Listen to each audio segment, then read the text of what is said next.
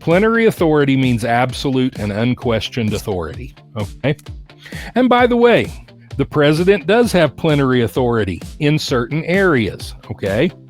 For instance, when it comes to pardons and commutations, the president has plenary authority. He can absolutely pardon whoever he wants for absolutely any reason he wants. He can commute sentences however he wants, and there's nothing anybody can do about it. There's no way that it can be challenged, okay? That's plenary authority. Now, what Stephen Miller was claiming is that under Article 10, that the president has plenary authority to order the National Guard into, whatever. Now, I'm going to be honest with you.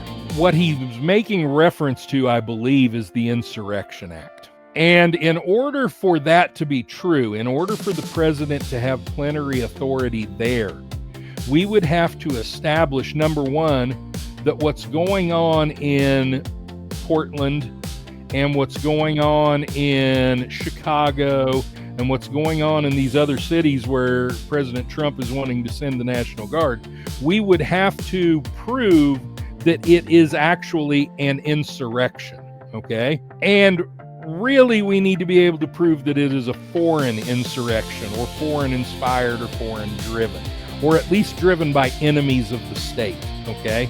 Of course, to be an insurrection, that's got to be true. And by the way, that's something that I don't think they can establish, and I certainly don't think that they have established. The reason he was saying that is because courts have said you can't do that.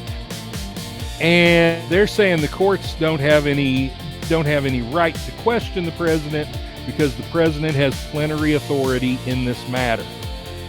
It has not been established that this is an insurrection, and I think calling it an insurrection is a stretch. Two, it has not been established that if this were an insurrection, that the president has plenary authority, complete and unchallenged authority to do whatever he thinks needs to be done, okay? The president does have some control over the National Guard.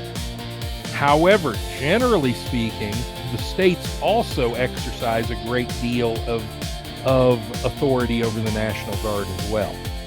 And so that's something that, we're getting into a states' rights versus federal rights kind of thing here as well. And you know what? It's going to be fought out in the courts.